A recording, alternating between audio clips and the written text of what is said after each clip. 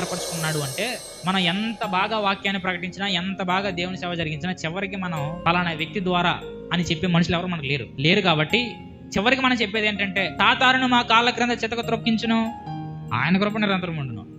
గొల్యాతును మేము తల నరికేశాం, కానీ యుద్ధము నాది కాదు, యెహోవా. మా చేతుల్లో చాలా పరాక్రమ గల కత్తులు ఉన్నాయి, కానీ ఈ కత్తులు మావి కాదు, గిద్యోను ఖడ్గము, యెహోవా ఖడ్గం. ప్రపంచంలో దేశాలన్నిటికీ కృపాసువార్తను ప్రకటించడానికి దేవుడు బ్యాక్గ్రౌండ్ ఉన్నోడిని ఏర్పరచుకోవచ్చు. ప్రభుతో పాటు 4-5 సంవత్సరాలు తిరిగాడు కదా పేతురుని ఏర్పరచుకోలేడా, యాకోబుని ఏర్పరచుకోలేడా, యోహాన్ని ఏర్పరచుకోలేడా, కానీ ఏ బ్యాక్గ్రౌండ్ లేనుండి చూపించి చెప్పాలంటే రక్త చరిత్ర లాంటి చరిత్ర ఉన్నవాడిని ఏర్పరచుకున్నాడు. ఎవరంటే అపోస్తలుడైన పౌలు. సేమ్ దావీదు ఎలాగైతే యుద్ధం నాది కాదు, ఏ మనుషునిది కాదు, దేవునిది అని చెప్పాడు. గిద్యోను యొక్క సైన్యం ఎలాగైతే ఈ ఖడ్గం గిద్యోను ఖడ్గం కాదు, గిద్యోను ఖడ్గము యెహోవా ఖడ్గం అని చెప్పారు. పౌలు పరిస్థితి కూడా అదే. గలతీ పత్రిక ఎలా మొదలు పెట్టాడు, డైరెక్ట్ పాయింట్లోకి వచ్చాడు. మనుష్యుల మూలముగానైనను ఏ మనుష్యుని వలననైనను కాక యేసుక్రీస్తు వలనను ఆయనను మృతులలో నుండి లేపిన తండ్రి అన్న దేవుని వలనను అపోస్తలుడుగా నియమపడిన పౌలను నేను.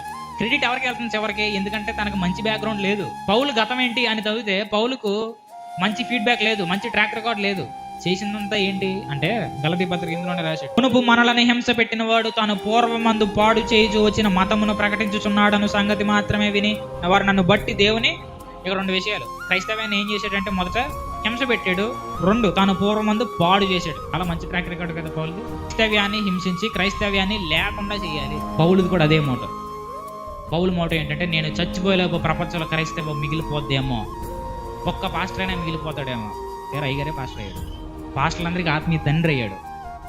ఈరోజు మనలాంటి వాళ్ళందరూ ఆత్మీయ తండ్రిగా భావించే వ్యక్తి అయ్యాడు.